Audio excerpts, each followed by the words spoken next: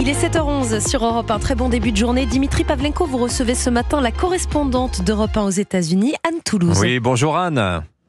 Bonjour à tous. Bien, Anne, vous avez suivi en direct pour les auditeurs d'Europe 1 cette nuit donc cette confrontation télévisée de 90 minutes entre les deux candidats à l'élection présidentielle américaine, Donald Trump pour les Républicains, Kamala Harris pour les Démocrates. Alors, on va regarder avec vous ce qui s'est passé, comment s'était déroulé ce débat. Peut-être pour commencer cette réaction de Donald Trump. Après coup, il a assuré n'avoir jamais aussi bien débattu. Donc, toujours avec beaucoup d'emphase. Est-ce que vous confirmez ce jugement de Donald Trump sur lui-même, Anne Toulouse?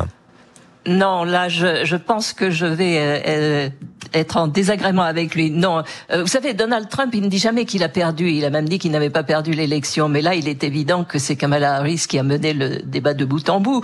Elle est arrivée parfaitement préparée. C'était quelque chose qui était répété et avec une tactique que tout le monde attendait et qu'aurait dû attendre Donald Trump d'ailleurs, qui était de l'asticoter en permanence, de piquer sa vanité. Et ça a très bien marché. D'ailleurs, ça a démarré sur quelque chose qui était vraiment trivial quand elle lui a dit, mais vous savez, vos histoires sont tellement ennuyeuses que les gens partent avant la fin de vos meetings. Et Donald Trump n'a pas supporté ça. Oui. On dit pendant qu'il parle que les gens s'en vont. Et à partir de là, il a été en colère et c'est toujours mauvais conseiller. Et au lieu d'exploiter ce qui était sa grande force dans ce débat, qui est l'économie, pour laquelle il est crédité des meilleurs scores, même après le débat d'ailleurs, et de confronter Kamala Harris à la grande question pour elle, qui est est-ce qu'elle assume ou non l'héritage de Joe Biden, qui est assez impopulaire en matière d'économie. Il est parti dans une espèce de confrontation permanente et sur ses obsessions, sur sa vanité blessée, si vous voulez. Alors, ce qui était frappant de voir, c'était que des questions leur étaient posées tour à tour par les deux animateurs du débat.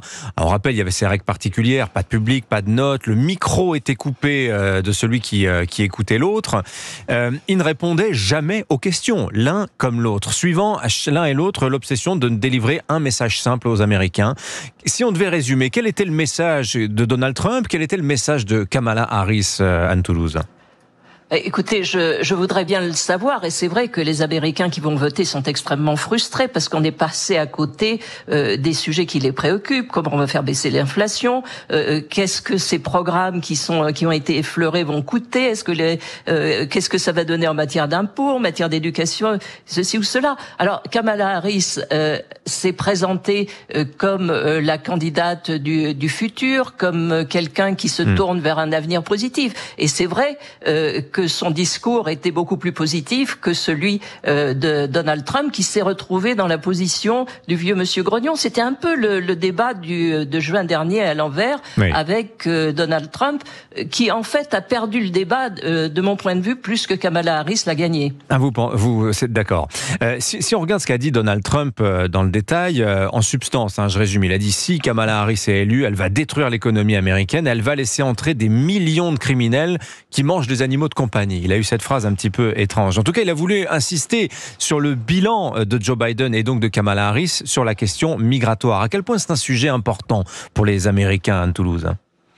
Oui, c'est un sujet qui est important, c'est pas prioritaire. La priorité, c'est l'économie. Mais c'est un sujet qui est important parce qu'il y a quand même eu un afflux considérable aux frontières américaines qui est passé inaperçu ou qui n'a pas préoccupé une partie du pays jusqu'au moment où ces immigrants ont commencé à remonter vers les grandes villes comme New York, comme Chicago, qui se retrouvent en ce moment avec des milliers, des dizaines de milliers de gens qui campent dans les rues dont on ne sait pas trop quoi faire. Donc c'est vrai que l'immigration, parce qu'il n'y a pas de loi actuellement qui règle vraiment le problème de l'immigration, et donc c'est le grand sujet des républicains, tout comme l'avortement, et le grand sujet porteur des démocrates. Donc Donald Trump est revenu là-dessus d'une manière obsessionnelle, mais avec des choses ridicules, comme vous parliez des chats et des chiens. Ça, c'est une histoire qui est en train de se répandre sur Internet, où une petite ville de l'Ohio, ce serait des habitants d'une petite ville de l'Ohio se seraient plaints que leur chat ou leur chien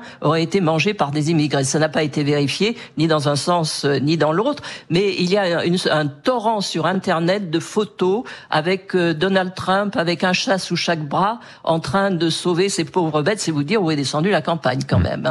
Alors du côté de Kamala Harris, il y avait un écueil qui avait été parfaitement identifié par son équipe. Elle a été procureure générale de Californie. On sait que c'est pas une grande débattrice, mais enfin, elle peut se montrer féroce en interrogatoire.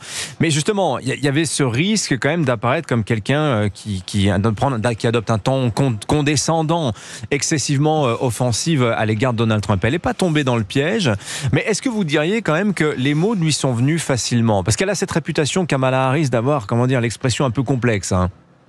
Non, alors elle a été vraiment très fluide. Elle a été, c'était le langage d'un procureur. C'était un langage juridique où elle avait totalement appris ses arguments et où elle, j'allais dire presque, elle les récitait. Elle était parfaitement préparée. Il y avait un côté un peu mécanique. Ce qu'on reproche à Kamala Harris, c'est de ne pas vraiment répondre à la contradiction, parce que au sortir de ce débat, comme au sortir de l'interview qu'elle a donnée il y a quelque temps, on ne sait toujours pas pourquoi elle a changé d'avis sur la pénalisation des entrées illégales aux États-Unis, sur certaines méthodes d'exploitation du pétrole, sur la façon de financer la police, vous voyez, sur des tas de choses. Et ça, c'est de la faute d'ailleurs en grande partie de Donald Trump, qui est parti dans des généralités et qui ne l'a pas fait s'exprimer clairement sur ces thèmes.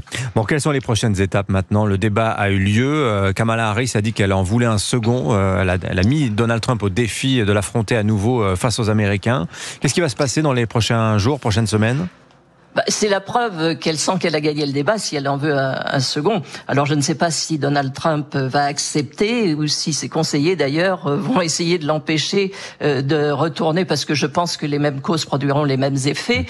C'est maintenant les deux candidats vont aller sillonner les États, ce qu'on appelle les swing states, c'est-à-dire les États qui vont faire basculer l'élection. Parce qu'on a l'impression ce soir que les deux candidats s'adressaient à l'ensemble des Américains. Oui, c'était le cas, mais combien parmi ces Américains vont avoir une voix dans la prochaine élection, puisque 6 ou 7 ou peut-être 8 États sont susceptibles de basculer dans un sens ou dans l'autre. J'ai calculé tout à l'heure la population de ces États, ça fait 1/6 de la population américaine. Les autres, si vous vivez en Californie, vous savez forcément que les voix vont aller aux démocrates. Si vous vivez au Texas, vous savez forcément que les voix vont aller aux républicains. Donc, il va y avoir cette espèce de concentration des efforts sur un tout petit segment de la population, et les autres, mon Dieu, vont suivre. Moi, vous savez, en Virginie, je ne vois pratiquement pas une seule publicité électorale, parce qu'on sait que la Virginie, de toute façon, elle part dans le camp démocrate. C'est pas la peine de se fatiguer. Les gens qui habitent à Philadelphie ne peuvent plus ouvrir leur télévision parce que ce sont messages publicitaires commerciaux politiques sur commerciaux politiques. Ouais. Donc ça va être cette espèce de pilonnage, parce que cette élection, pour l'instant, est très serrée et qu'elle peut se jouer. Vous savez, l'élection, au final, dans un pays de 330 millions d'habitants, quelquefois, ça se joue dans ces États clés à quelques dizaines de milliers de voix. Ouais. Donc, vous voyez combien la campagne va se concentrer sur ces meetings. Et il y aura peut-être un deuxième débat, mais je dirais que j'en doute. Et merci Anne Toulouse, la correspondante d'Europe 1 aux États-Unis. On a un sondage CNN ce matin qui donne Kamala Harris victorieuse à 63% de son débat face à Donald Trump, et elle a reçu dans la nuit le soutien après le débat de la chanteuse Taylor Swift, tout de même qui pèse lourd dans le cœur des Américains.